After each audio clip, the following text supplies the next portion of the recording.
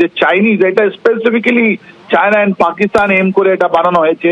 এই শ্রাবণ মাসে ওটা একটা প্রলয় দিয়েছে, একটা আমাদের সিভার থার্ড আই, তৃতীয় চোখ।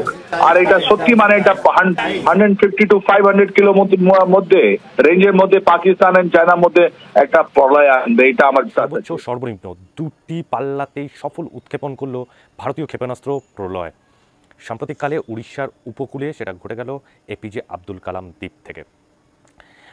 সেটা হলো এই যে ক্ষেপণাস্ত্রটি কিন্তু ভূমি থেকে ভূমিতে এটা উৎক্ষেপণ করতে পারে এবং এটা কিন্তু শত্রুপক্ষের যে ইন্টারসেপ্ট মিসাইল সেটাকে অবধি কিন্তু ভড়কি দিতে পারে এবং ভড়কি দিয়ে কিন্তু ডজ করে তার নির্দিষ্ট লক্ষ্যে পৌঁছাতে পারে।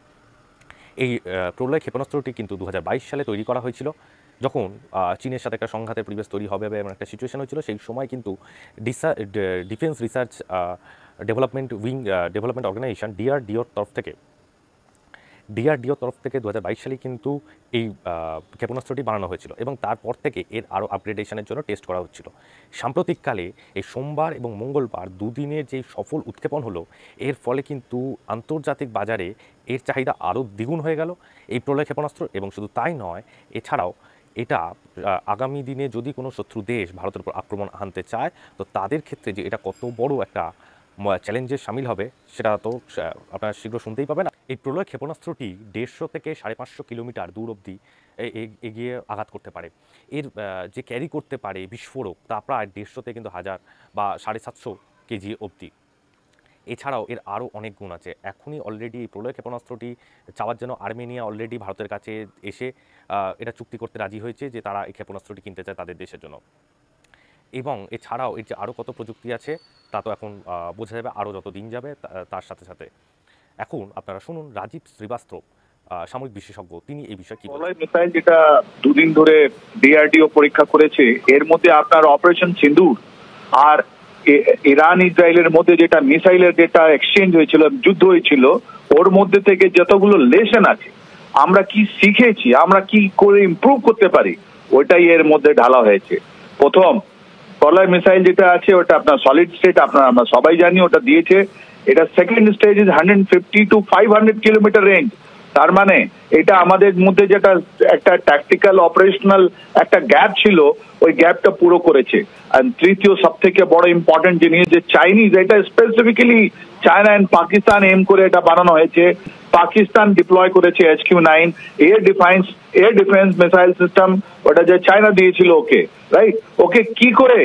ওটাকে কি করে আমরা ওটাকে ডিফিট করব, ওটা কি করে আমরা নষ্ট করব, তাই জন্য এটা আপনি দেখবেন এর মধ্যে একটা শব্দ ইস্তেমাল করা হয়েছে, কোয়াসি ব্লাস্টিক মিসাইল ট্র্যাজেক্টরি। তার মানে এই আপনার জমি থেকে বেশি দূরে নয়, অনেক কম দূরে গিয়ে এটা ক্রস সেকশন বানাবে, যেটা আপনার চাইনিজ যেটা এয়ার ডিফেন্স সিস্টেম আছে, যেটা HQ-9 যেটা পাকিস্তান ডিপ্লয় হয়েছিল, ওটা আরো এটা ধরতে পারবে না, এটা খুবই লিটাল হয়ে যাবে।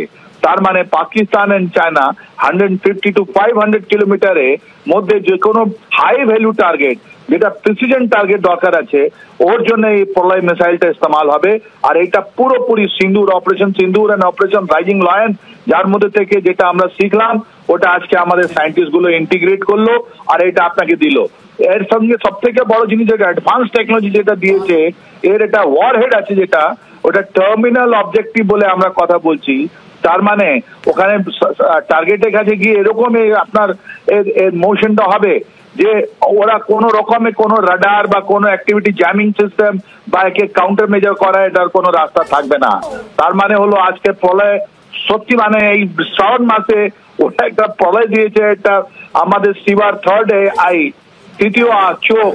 আর এটা সত্যি মানে এটা 150 to 500 কিলো মধ্যে রেঞ্জের মধ্যে পাকিস্তান এন্ড চায়নার মধ্যে একটা প্রলয় আনবে, এটা আমার বিশ্বাস আছে। আর এটা আপনার এয়ারফোর্স, এটা ইন্ডিয়ান এয়ারফোর্সের মিসাইল ইনভেন্টরিতে যাবে, ওরা অলরেডি অর্ডার প্লেস করেছে এন্ড শীঘ্রই এটা অপারেশনালাইজ হয়ে যাবে।